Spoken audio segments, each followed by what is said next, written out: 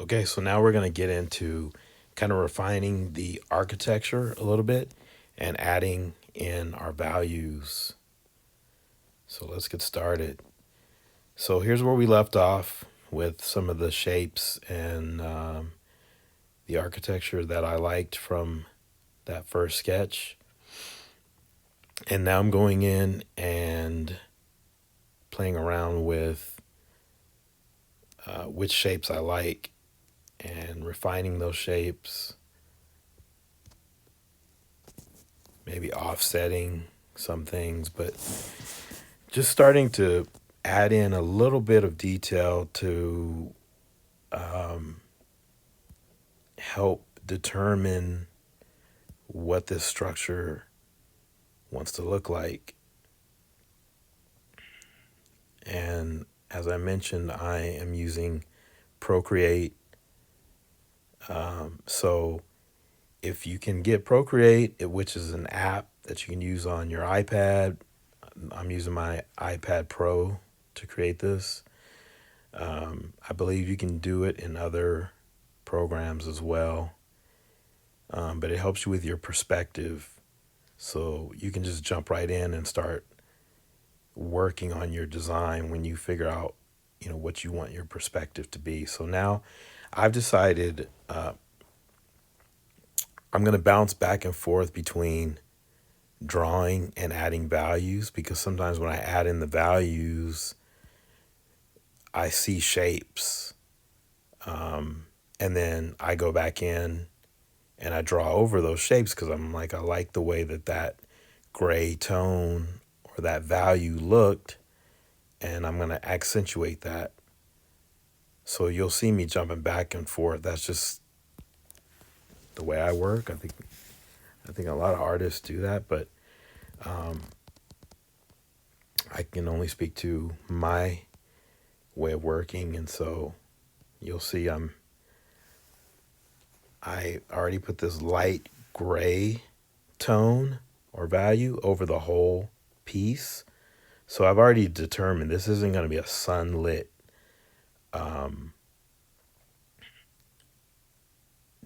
time of day. I have determined that it's either going to be sunset,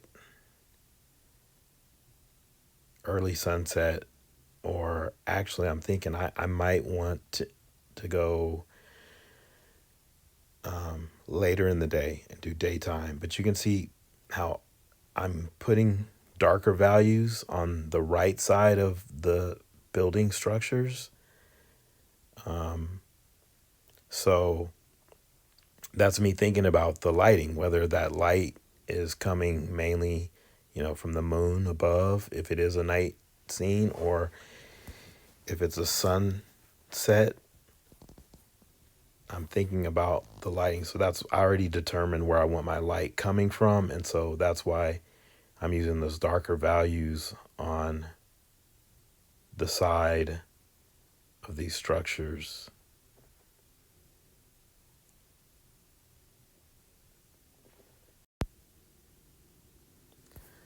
Again, playing around with the values. And I've already determined that this center piece of architecture, the center building, is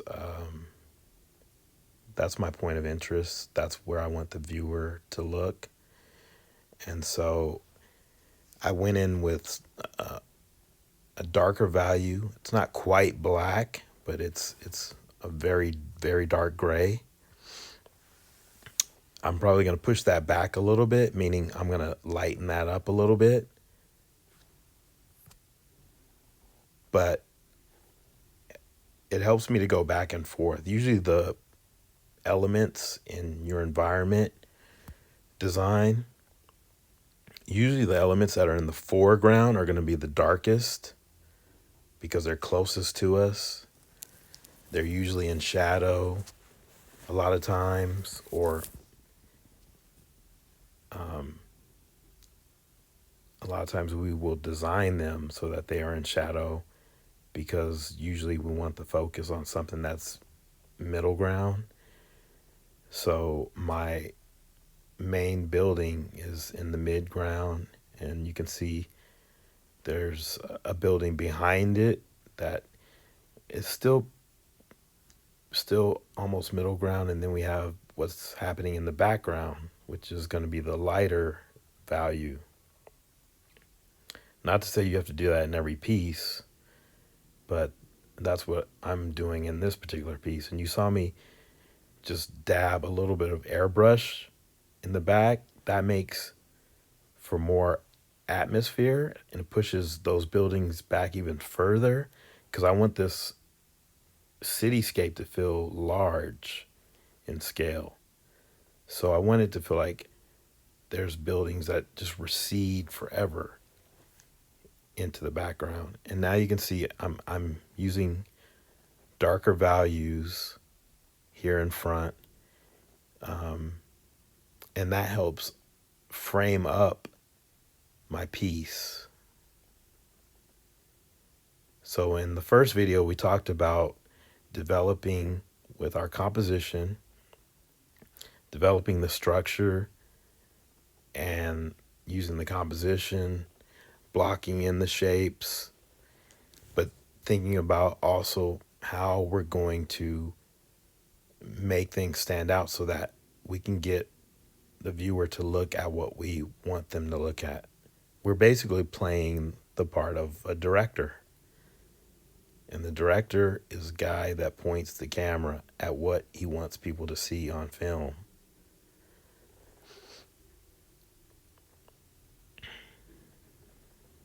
So I'm just going in and again, playing around with value and my line work, which is helping me to figure out what I want the details to be in this piece. And I have this kind of pedestal kind of piece coming off of the building off to the right that's in the foreground. And I don't necessarily like how that middle ground building just like hits the ground surface, and then it feels like it's creating what they call a tangent, where two things kind of come together at a point, and it just bothers the eye. So I'm gonna play around with it, but I'm thinking about adding something on top of that. So I'm just going back and forth, background, foreground, values, line work. Now I'm using some white to either edit out things or to pop corners to make the light on the corners of the buildings pop. And this is the really important part of your environment, especially if it's going to be a painting, because it's not just line work, because we are adding values and ultimately we want it to be a painting. Then this is important, because if your values are wrong, I don't care what you do, your piece will be a disaster. So you have to make sure that you have your value structure correct. And when I say that, what I mean is, if you've established that things in the foreground are going to be dark, then you have to be consistent with that. That those elements, those larger buildings that are in the foreground are darker, then they all should be darker or in shadow, unless there's just some like intense light hitting the side of one of them. But then that would take your focus off of the main building, which we don't want to do. See, I went back and added just that little piece on top of that little pedestal thing, and I like that. I like that much better. It kind of breaks up the space,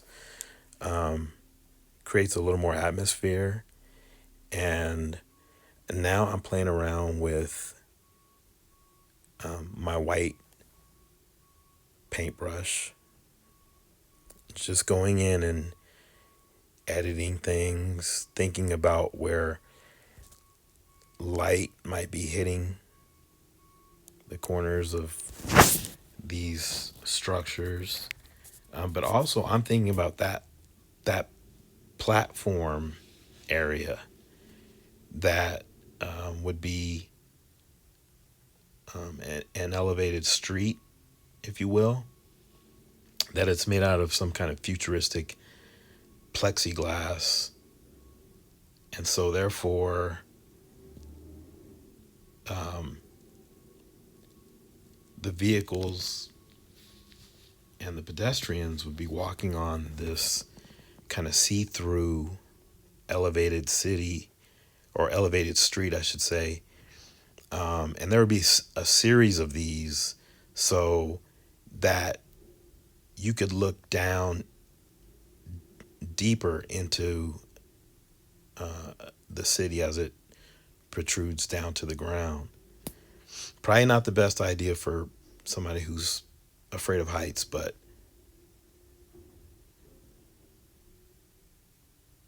that's what I was thinking.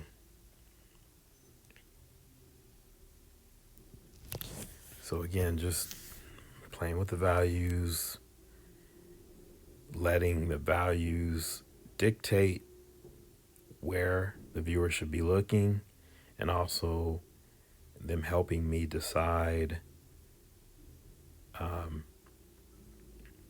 some of the shapes, some of what this structure wants to look like, or different areas of the city want to look like.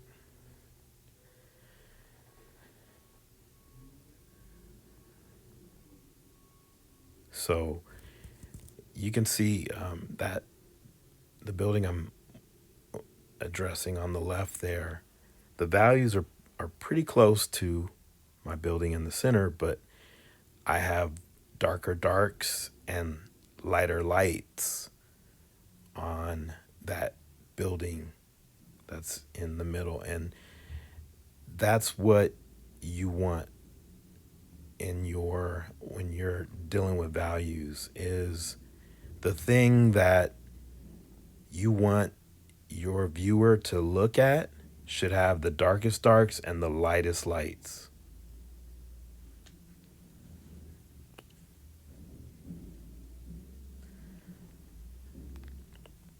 Again, just kind of using values and line work to refine the architecture.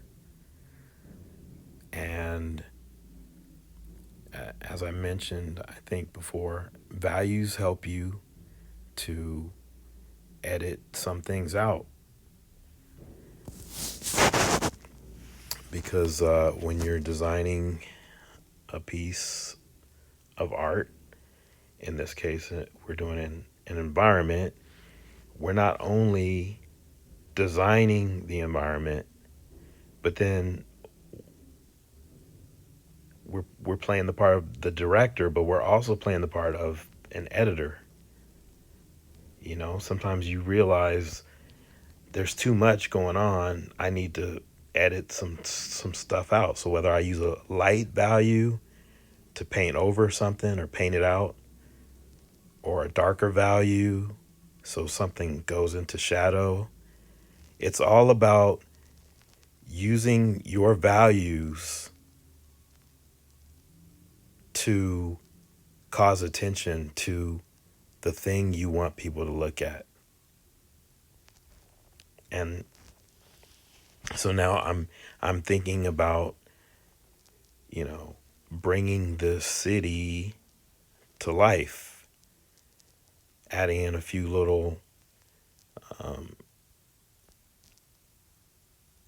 little vehicles here. So this could be like some kind of futuristic flying bus or some kind of mass transit vehicle.